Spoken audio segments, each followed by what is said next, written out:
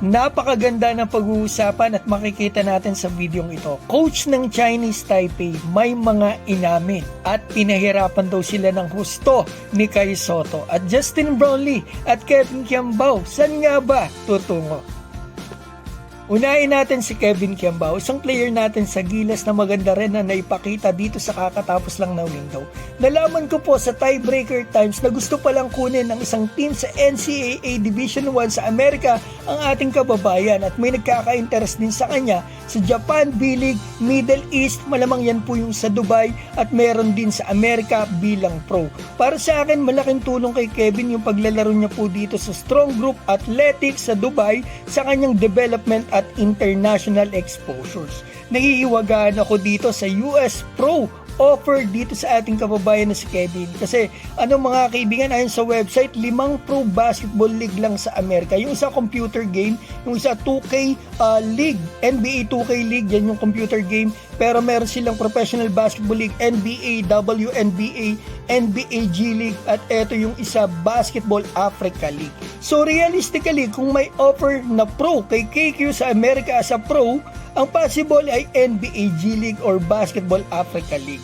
At ito po pala, suportado ni Kai, ang ating kababayan na si KQ. Nag-uusap silang dalawa at nasabi pa daw ni Kevin ang mga plano niya kay Kai at ibinahagi din ni Kai na na-experience na niya yung mga options na ito ni Kevin. Kaya binigyan din ni Kai yung kanyang mga opinions dito kay KQ para may idea ito. Syempre, sa susunod niyang tatahakin. At para sa akin, kung i-analyze mong mabuti, kaibigan, isa sa experiences ni Kai ang NBA G League at may US Pro offer naman si Kevin. Abangan natin kung NBA G League nga ang isang offer kay Kevin Kiambao. Ngayon mga kabarangay, Justin Brownlee naman ang pag-usapan natin. Natapos na po ang Asia Cup at walang import ang conference natin ngayon sa PBA. So ang tanong ng mga Pinoy, what's next for Justin Noipy? Ayon kay Coach Tima, via ABS-CBN News, may mga offer overseas ang ating kababayan na si JB. Sigurado yan mga kaibigan, sa galing ba naman ni JB, sikat na sikat yan, lalo na sa Asia. Kung maglalaro daw ito sa Europe, Japan, Korea o Middle East, bakit hindi po isinama ang China? Always naman daw itong available para sa Gilas window. At pabiro pang sinabi ni Tim Cone na okay sa kanila ang paglalaro ni JB overseas at umaasa siya na hindi ito pupunta sa NBA G League o NBA like this guy. Sabay turo kay Kai Sotto. Sana po talaga Coach Tim makuha ng ating pambato sa NBA. At eto ang nalaman ko mga kaibigan sa source natin, parang Japan B-League din daw mapupunta si Justin Brownlee. Hindi pa nga lang daw ito sigurado sa ngayon, pero parang ang kutob daw niya ay dito ito mapupunta. Kumbaga mga kaibigan, hindi pa po ito sigurado. Ito lang yung kutob o hula ng ating source. So abangan natin mga kaibigan kung ito yung offer na kukunin ni Justin Brownlee. Kasi hindi malabo talaga na may offer ang Japan dito kay Justin Brownlee. And honestly, dyan ko din po talaga gusto makita si JB. At hindi lang pala dito sa Japan, pati na sa China, syempre. Ang daming Pinoy nga pala dito sa Japan B-League, alam naman natin yan. Sana dito siya mapunta sa may mga Pinoy. Mas gusto ko talaga dito sa Yokohama para tandem sila ni Kai. Total, napakaganda talaga ng kanilang chemistry.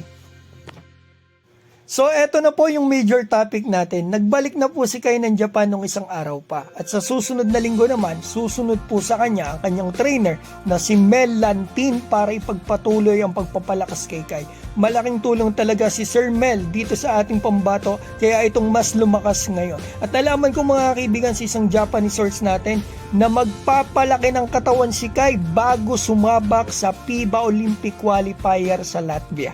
Sigurado daw po na malaki na ang katawan ni Kai sa time na yan. Hindi malabo yan mga kaibigan, 4 months pa yan. At yan ang goal nila kay Kai, kaya sobrang excited ako dyan. Sigurado, paglaki ng katawan ni Kai, mas malakas siya sa time na yan. At gusto ko malaman nyo na nagbalik na rin ang Taiwan, ang Chinese Taipei na nakalaban ng Gilas.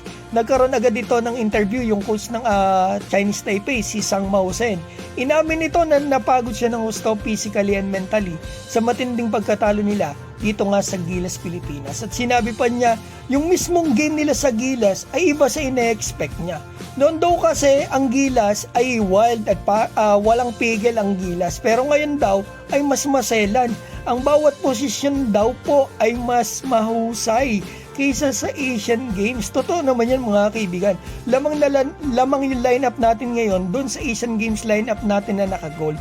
So ang in-scout pala nila mga kaibigan ay yung teams ng gila sa Asian Games. Kaya nasabi ng coach na iba ito sa ine-expect niya. At eto ang malupit.